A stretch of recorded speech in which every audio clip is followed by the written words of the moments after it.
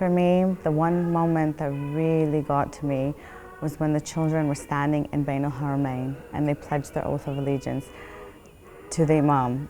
And when they said those words that we weren't there for you, and we're young, but we want to give our bodies, our minds, our souls to you, I just broke.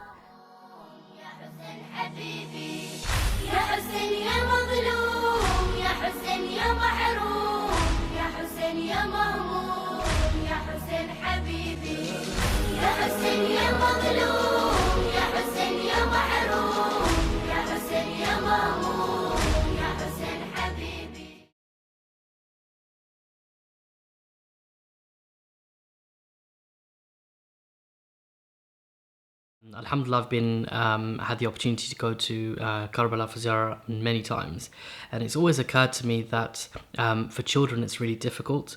There's so many groups out there now who cater for English, the English language, and they cater for people from the West. But there was not really much for children. Until now, having been blessed with 2 children myself, I realised it was actually really difficult for them. Sort of lectures are pretty late, programs are lengthy.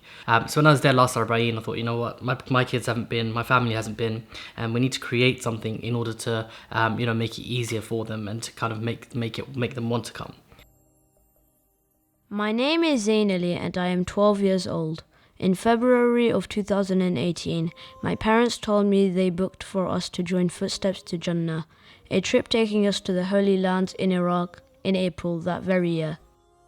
Having spent the past year dreaming about this opportunity, I felt an overwhelming sense of contentment and happiness.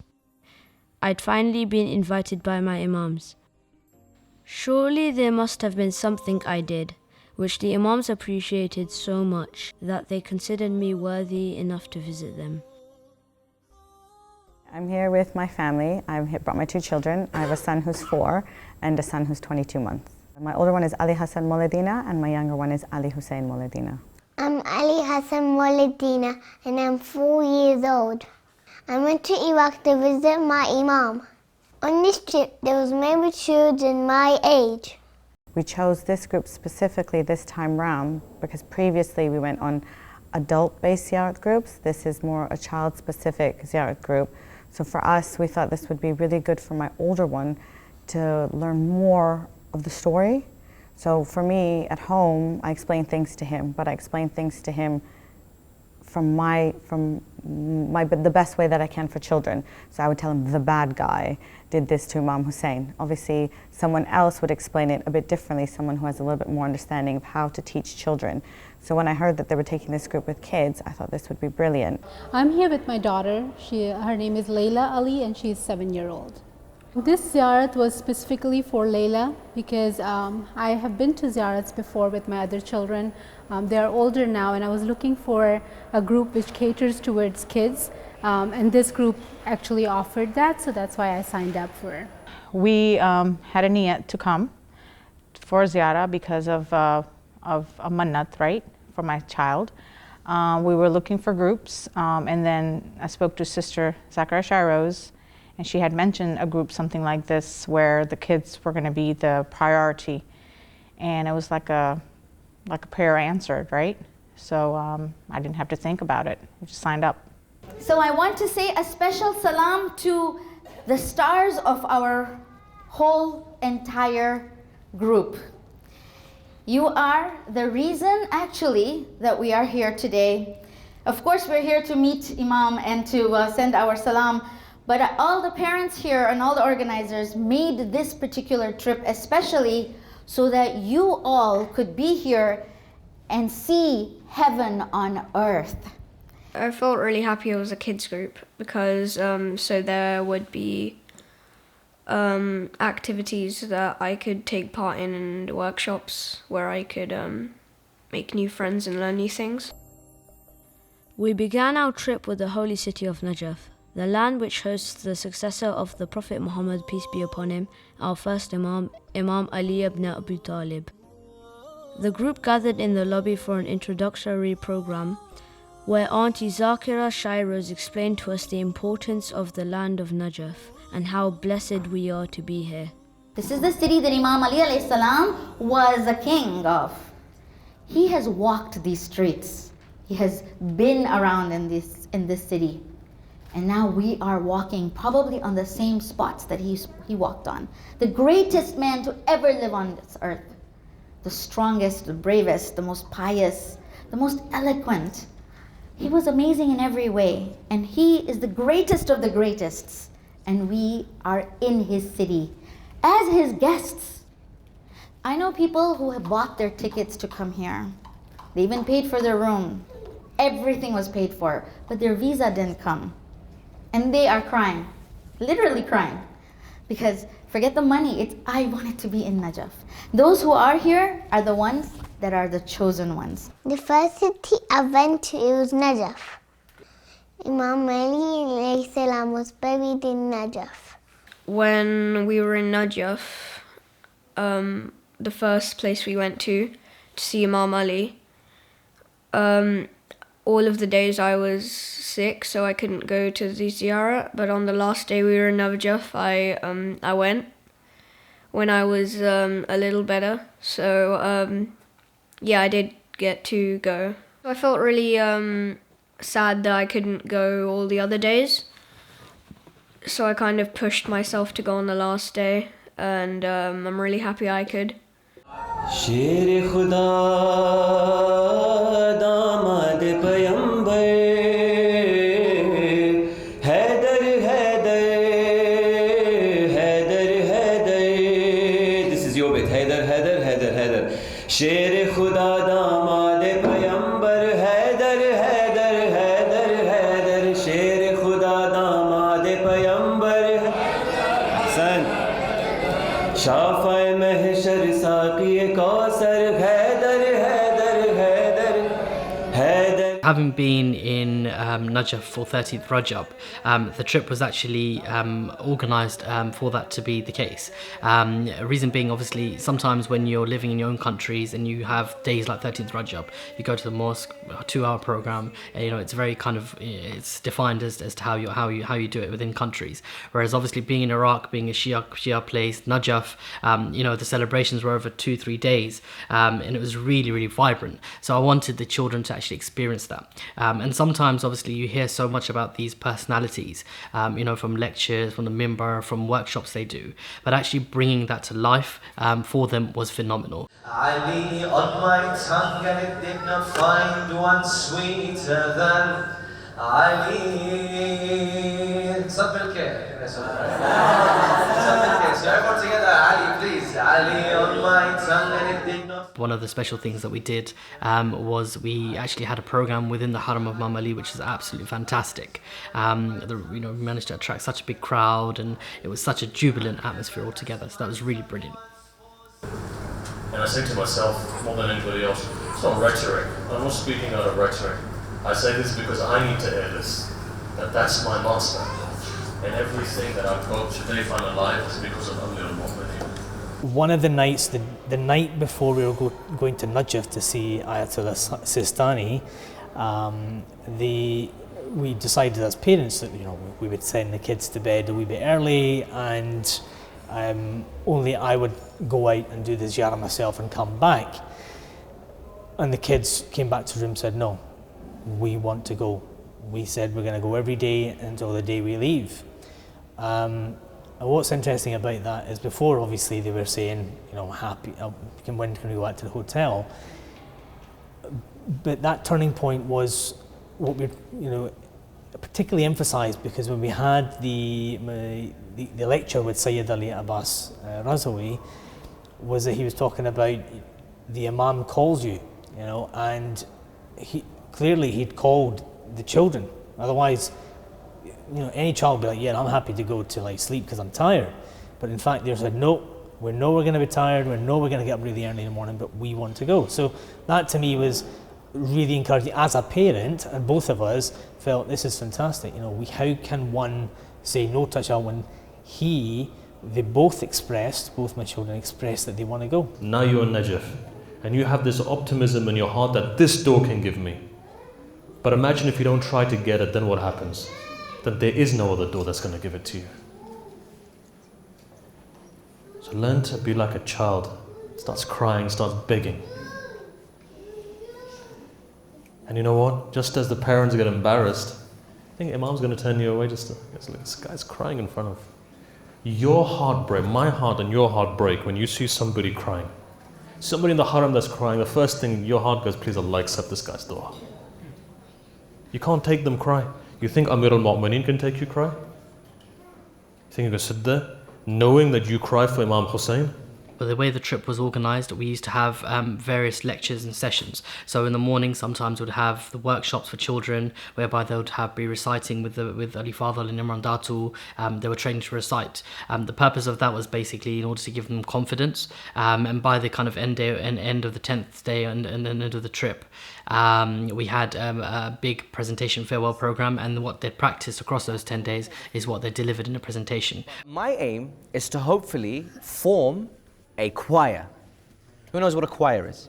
What's a choir? A group of people who sing. A group of people who sing, all right? So my aim, and hopefully you guys are going to work with me, is to form a choir upon which, on the last day of this whole entire group, we together are going to be presenting a poem to the whole entire group. I really enjoyed the workshops. Like I said before, I could make new friends and learn new things and do fun activities.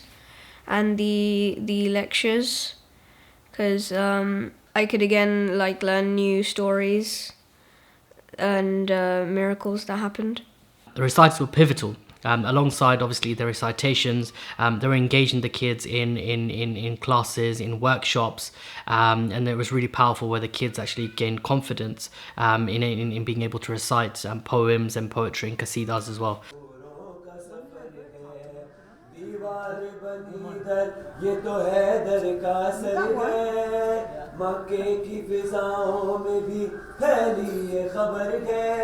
किस नूर से मिलने को चला नूर नबी है ये मौलाली मौलाली मौलाली है ये मौलाली है ये मौलाली है. Memorable experience of the kids performing on the stage at the closing ceremony, where they were taught within the workshop how to recite nasheed, bearing in mind of different ages of the kids. They were from 4 years old, 3 years old to up to 15, 16 years old. Some of them have never been on the stage, but they were up there performing to their best, and the display was just unbelievable. Some had language barriers. They came over that and they performed really, really well.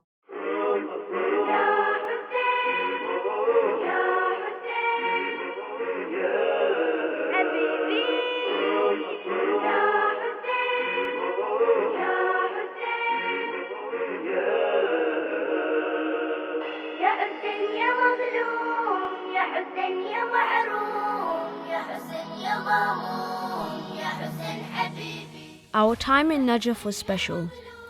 Although I wish I could have spent more time beside my master, we were now going to depart and head towards another sacred land, the place upon which the angels ascend in their thousands every single day.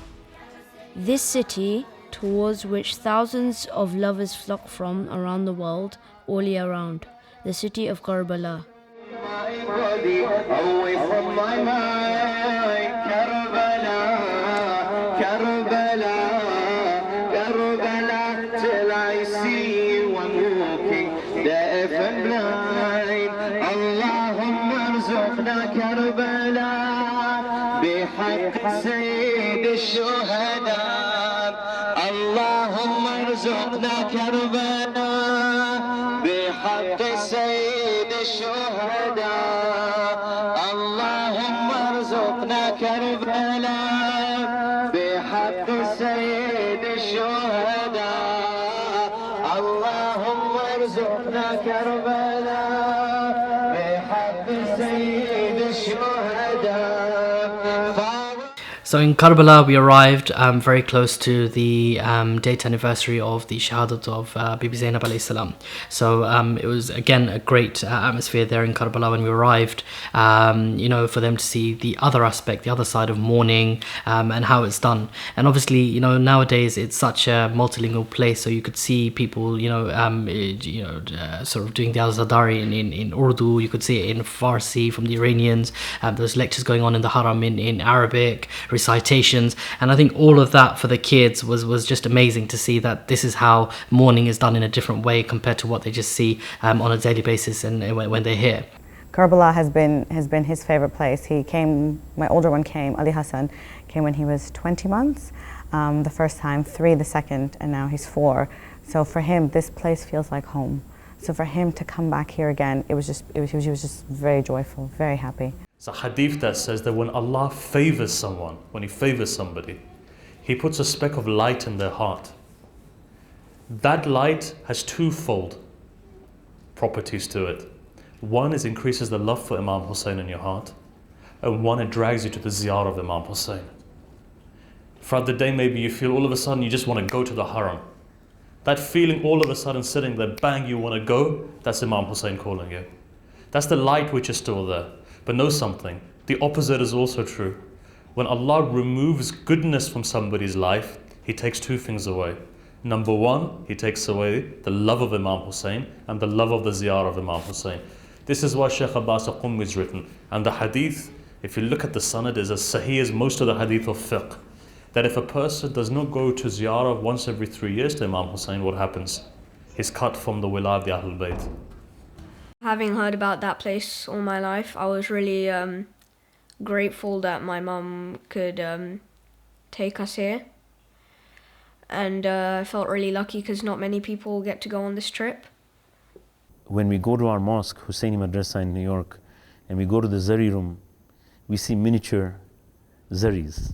And this is here and this is there. And now we're taking them and we're bringing them to the life-size versions.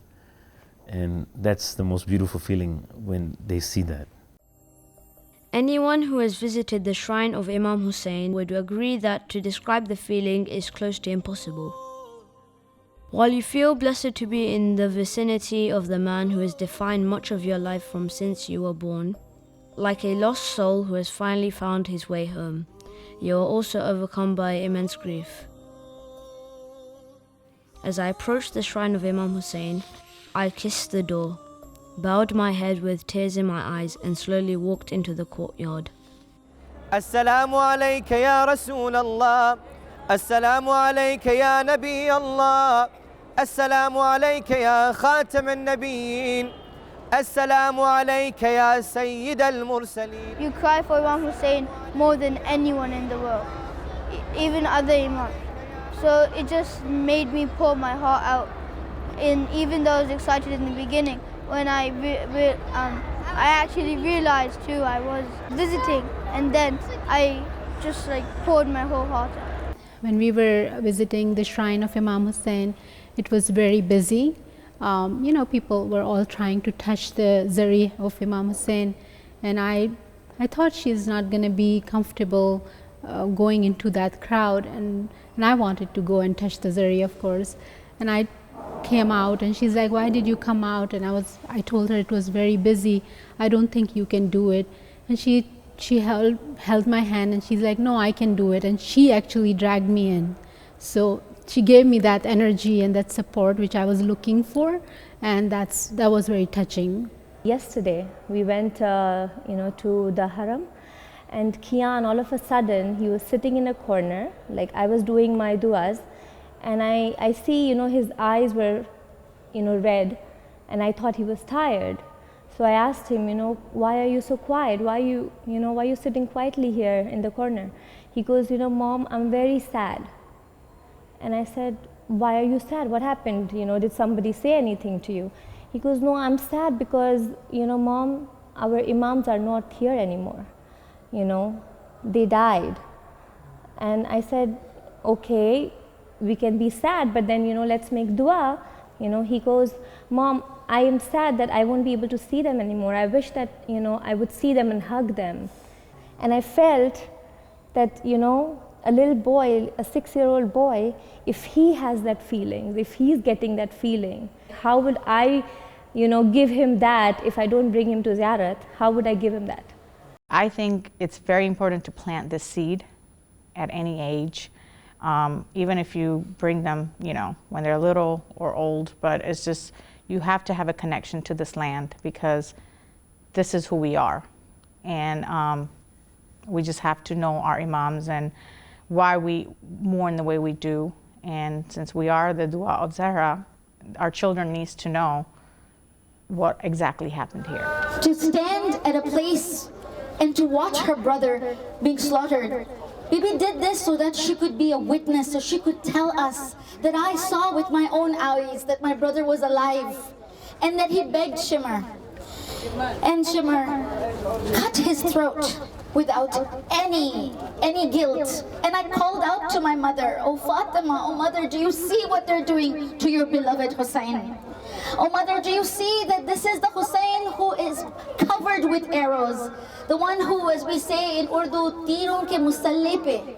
Well, those tears and those arrows did not allow Hussein's body to touch the ground, but we say this was the body of Fatima that had taken Hussein in her arms. During the Musaib of Imam alayhi salam, of all the ones that we've been to, I took with myself a book which talks about the Musaib, and I read that out in English to the children while I was sitting at the zari. And what I had seen is that their emotions had grown over the days that we've been here, where they've actually shed some tears. Now, if I look back at listening to Majalis while in the Imam Barga in Glasgow, I've not witnessed that. They've seen us and they kind of look at me or my wife or people around and saying, "Oh, you know, they're crying." But here, I've actually seen teardrops. Now that softens the heart. That's what we're told, and I think for me that was a real turning point for the kids, I think, as well as ourselves.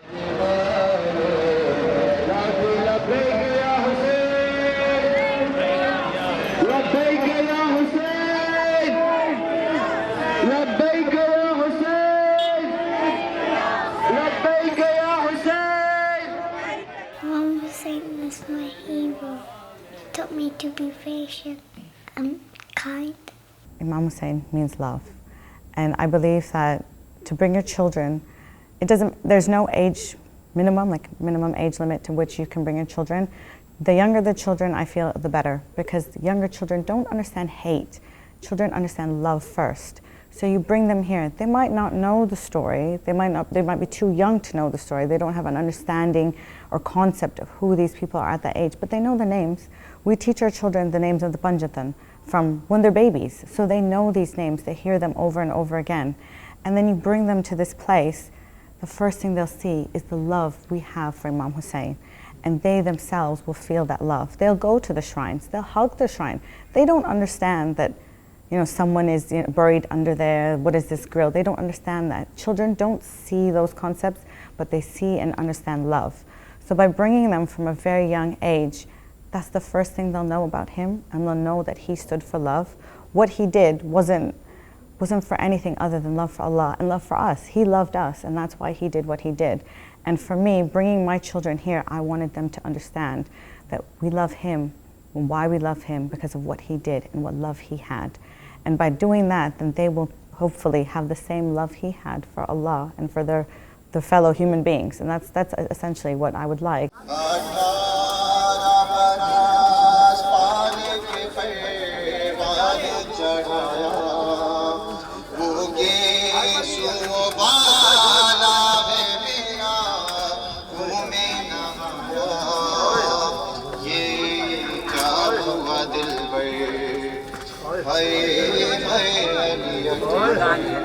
The ziyarah of Karbala is far from complete without visiting Imam Hussein's beloved brother, Hazrat Abbas.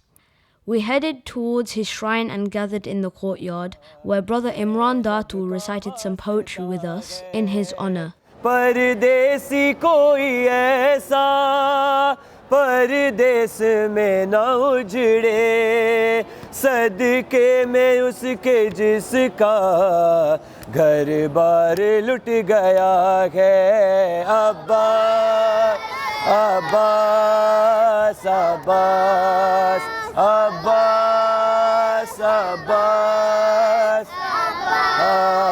When we went to Hazrat Abbas for the first time, during this trip, we went in there. We rushed in towards the zari.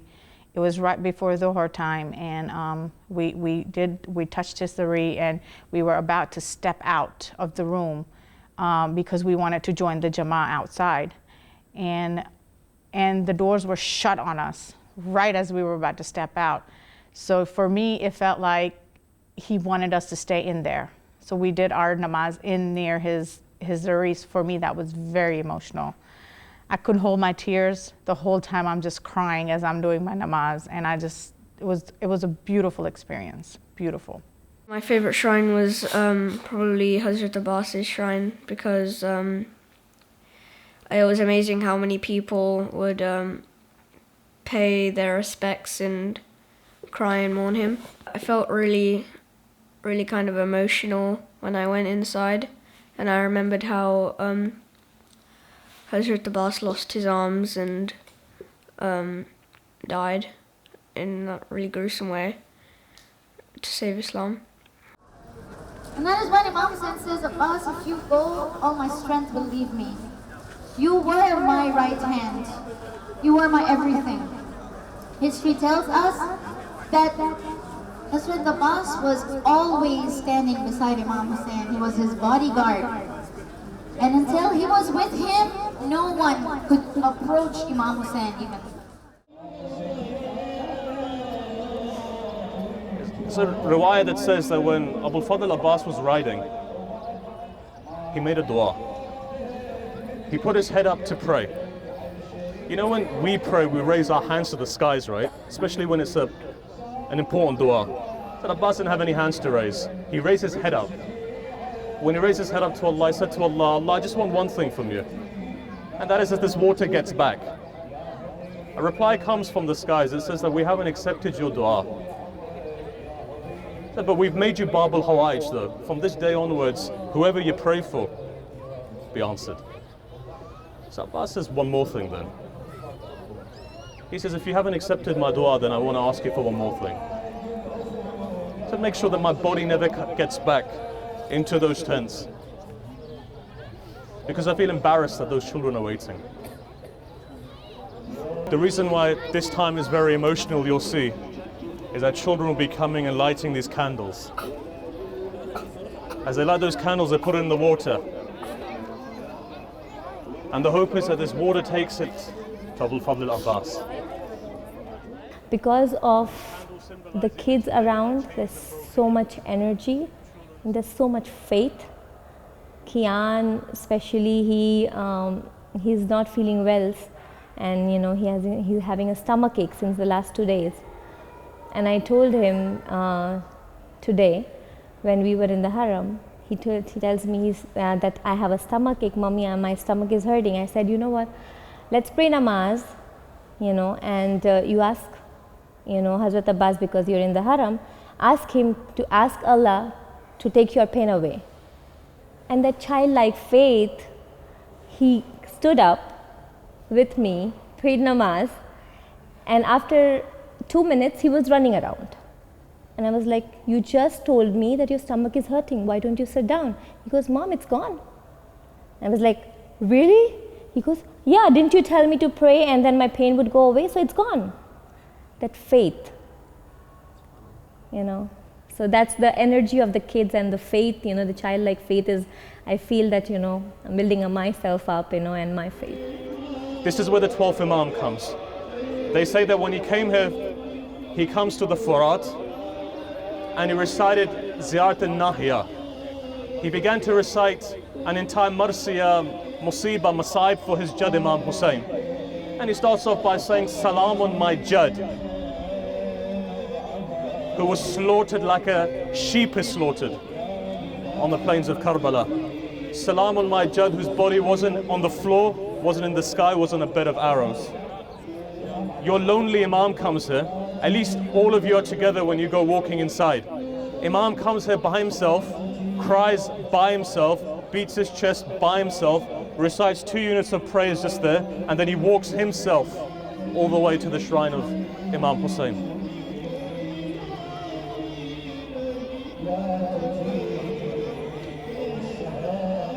One of the major aspects of our kind of trip in Karbala was we were able to help the kids pledge allegiance to the Imams and to Hazrat Abbas Imam Hussein alayhi salam in Bain al-Haramain, which is absolutely phenomenal. So they were kind of dressed with their green sachets and they were facing the shrine, and Brother Ali Fadl took them through an oath of allegiance. Which is phenomenal. And just to see them standing there line in line, shoulder to shoulder, all the kids there.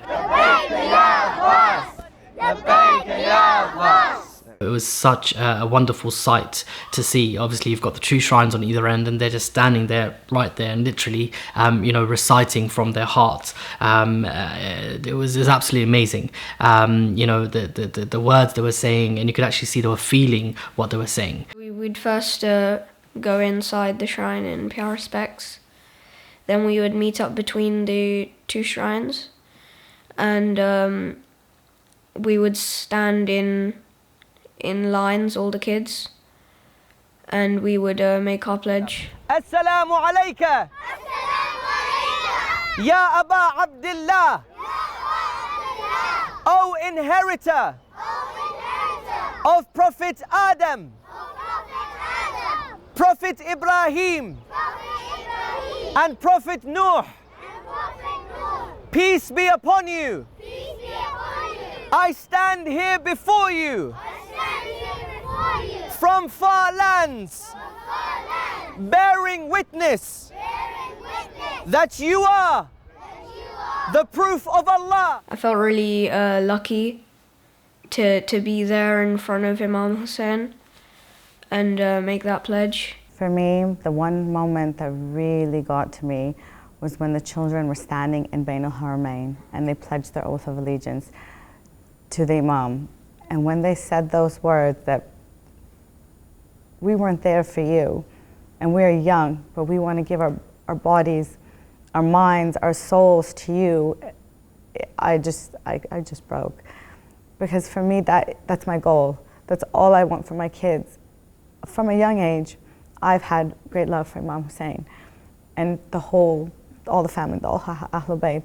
But I've wanted that for my children. And as you can see, their names Ali Hassan, Ali Hussein, like that's what I want. And for me to hear my son stand in front of his Imam and say these things, what more could a mother want? And I just hope and pray that from that moment, from whenever I've brought them the first time till the day they leave this earth, that they always have that love and they always pledge that oath. Here I stand, bearing witness to your might. I just want them to feel the same way I feel at my age or even now. You know, when you hear the word Hussein, I want those tears coming out of their eyes. I just want that love, because once you have that love and the wilayah of Ali in your heart, they will not go astray in life, ever. I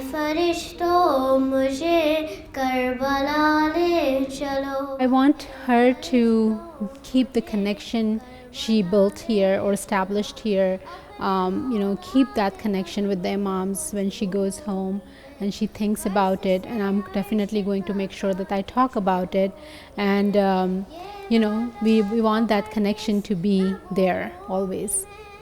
बोलूंगी मैं तुमको अल्लाह का वास्ता ले चलो ए फरिश्तों मुझे Karbala ले चलो. After she's been to several lectures with Zakira Shairoz, I'm seeing that understanding in her of Karbala, of Imam Hussein. Her etiquettes have changed. She was taking it, at first she was taking it very lightly, but after several sessions and several talks in the bus with Zakira Shairoz, she actually now understanding what is it all about, what she's supposed to do, what is expected out of her. when Sister Sharoz was giving majlis on Bibi Zainab the other day, I saw Kulsum getting really teary-eyed. And for me, that was like, wow, you know, she's, you know, for a 6-year-old to cry at a majlis, for me, that was a big thing as a mom. You know, so for me, that's the highlight of my trip. There's a beautiful hadith, inshallah, when we are in Karbala, I will share it with you, where the 6th Imam prays for the Zairin. An awesome, beautiful hadith indeed, where he prays for these Zairin and all the difficulties that they're facing, that, oh Allah, bless them for every difficulty they took because they came to visit us. And you know, when they visited us, what they did? They made our enemies angry. I think it's important to give your thanks to Imam Ali and Imam Hussein for their greatness, for sacrificing their family and themselves to save our religion, to save Islam. We do ziyarah to give a salutation to our Imams, but within that is the respect that we have to what they've done, what they've taught us. They've taught us the conduct of love, sacrifice, confidence, the bravery that they had, from the little Hazrat Ali Askar alayhi salam to the brotherly love that Imam Hussein and Hazrat Abbas displayed. Hussein is still a living miracle. 1400 years later, is still as relevant as he was 1400 years ago. Even if there was no miracle, the fact is that we're alive because of Imam Hussein. And that's the biggest miracle in itself. The fact that it brings you to tears, that's a miracle. Nobody brings you to tears. Honestly, 1400 years later, you forget your great-grandparents and grandparents and parents after a while. But look at it and see, 1400 years later, you're still crying, and that's a major, major miracle. And I say that with complete authority, that takes millions of people every single year from all walks of life towards Imam Hussein. Not everybody has an opportunity to read the Quran, but Hussein is the only person that I've seen Christians cry, and I've seen Jews cry and Hindus cry. Only recently, in fact, because of the tragedy of Imam Hussein. They've never touched the Quran, but Hussein is an embodiment of the Quran. It's through Imam Hussein that you come to understand Kalamullah. And this is why we're different and we're special. We are lacking role models in our society, especially in the West these days. So all we have is Ahlul Bayt, and we are blessed that we have them. So, you know, the more we will connect our children to Ahlul Bayt, they're not going to look for role models anywhere else. So I think, and that's what I did for my other children too, and I hope and pray that I can do that for Layla as well. I feel that raising children, both of them are quite young, it's very difficult.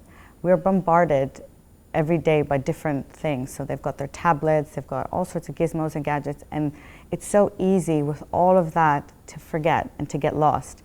And kids these days, I find, are more visual because that's what they have, the tablets, the iPads, the funky watches.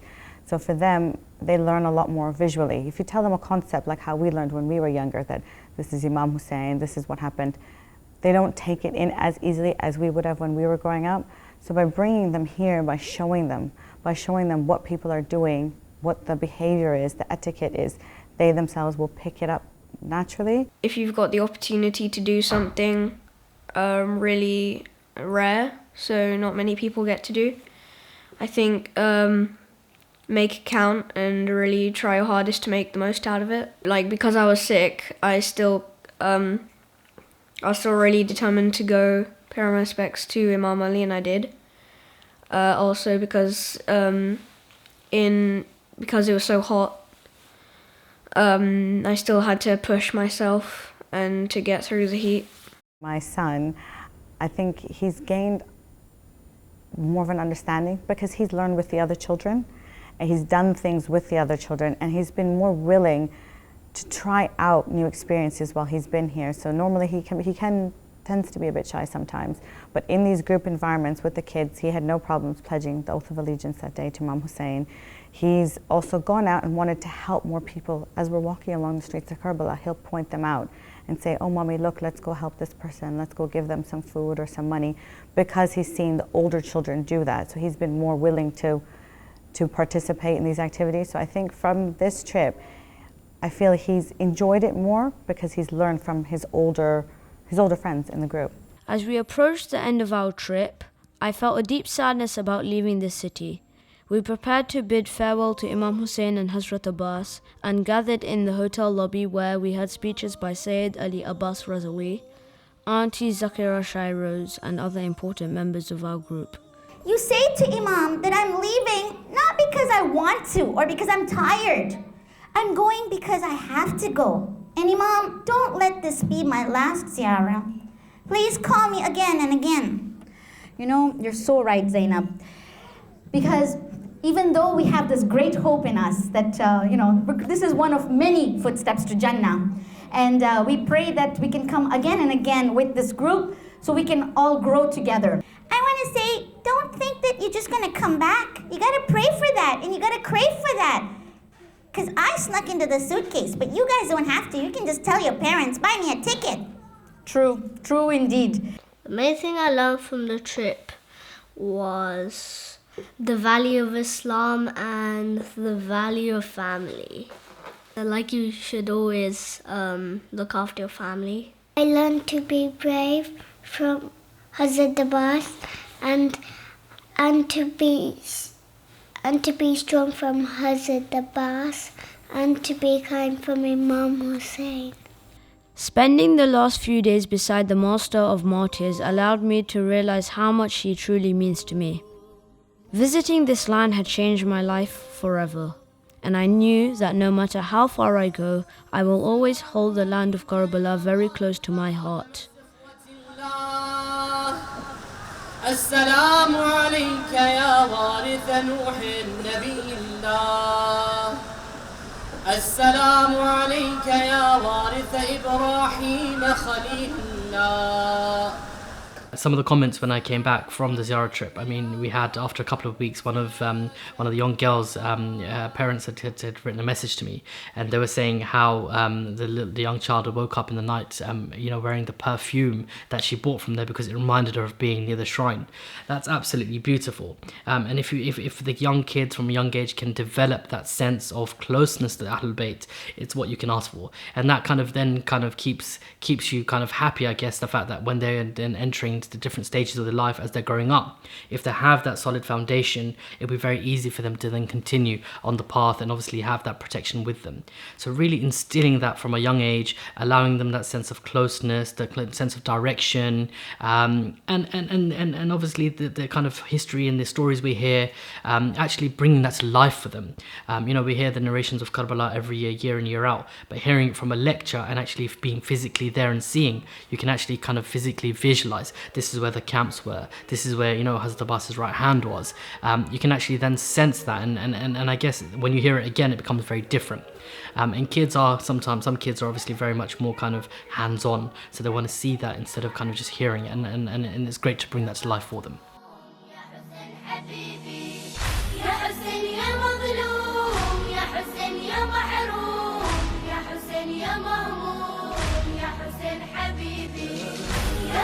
يا مظلوم